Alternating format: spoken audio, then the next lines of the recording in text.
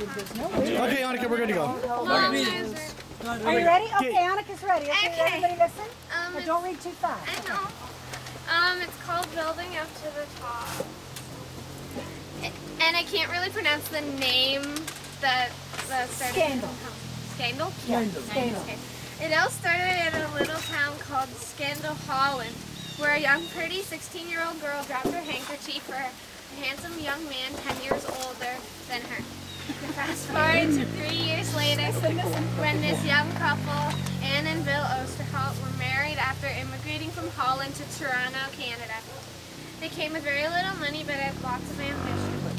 Bill worked. Yeah, that's what she said. They immigrated to Toronto, Canada. Bill worked very hard as an auto mechanic, saving up money, while Anne stayed home with her 2 children, one of which was my mother.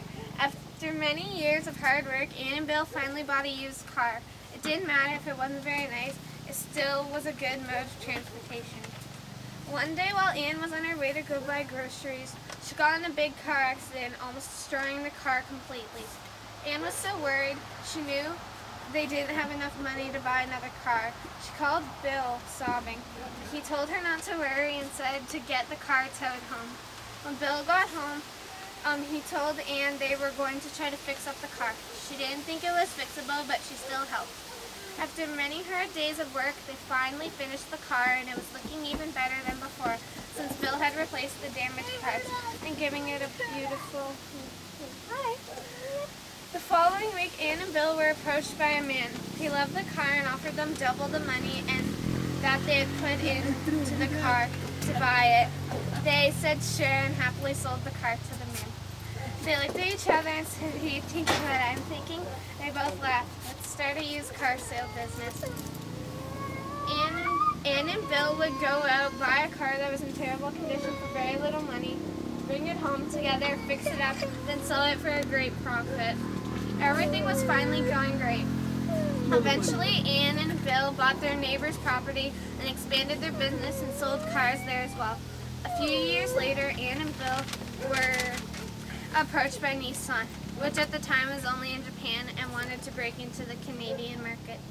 Nissan loved what Anne and Bill were doing and asked if they would sell their cars for them.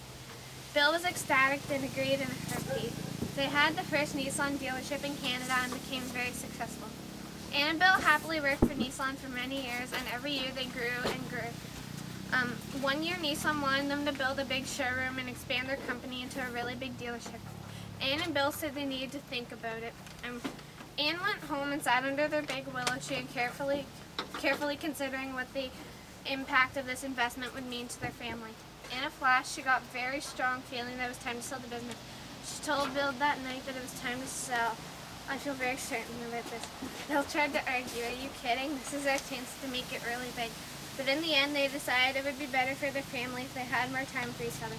Nissan couldn't believe that they said no and that they were selling the business. The following year, after selling the business, the automobile market crashed and was very slow. It's a good thing they listened to their feelings and were supposed to sell when they did. We had one guy from the government. He bought a car for me, like a Nazi car, and then Nissan. We didn't want to build it. Build it to do it there. So they want to cancel. I told him, and he phoned the boy and he said, "You don't cancel my deal." He said, "My deal." I don't cancel it. Yeah.